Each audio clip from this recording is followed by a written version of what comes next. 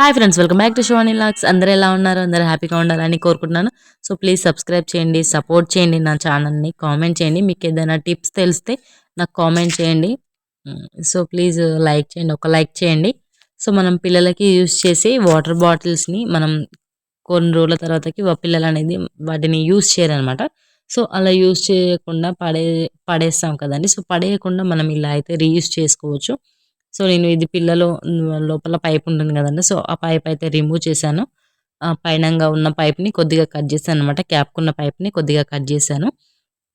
దాంట్లో మనం oil పోసుకోవాలనమాట. So oil పోసుకొని క్యాప్ అయితే టైట్‌గా పెట్టుకోవాలి. మనం ఫ్రెష్‌గా ఫస్ట్ అయితే అంతా లోపల మొత్తం క్లీన్ చేసుకున్న తర్వాతకి ఒక క్లాత్‌తోని వెట్‌గా తూడ్చాలి. తడి లేకుండా తూడ్చిన తర్వాతకి ఆయిల్ అయితే దాంట్లో పోయాలనమాట.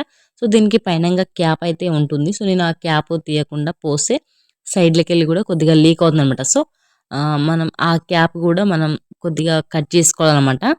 సో దానికి ఉండే క్యాప్‌ని నేను ఇలా హోల్ దగ్గర కట్ చేసుకున్నాననమాట. కొద్దిగా షాక్‌తోని వేడి చేసి సో మనం లైట్‌గా కట్ జేసుకోవాలి. మనకు ఆ పైప్ నుంచి ఆయిల్ అనేది బయటకొస్తుందనమాట. సో సైడ్ నుంచి రాదనమాట. సో ఇది మనం ఈజీగా వేస్ట్ కాకుండా యూజ్ చేసుకోవచ్చు.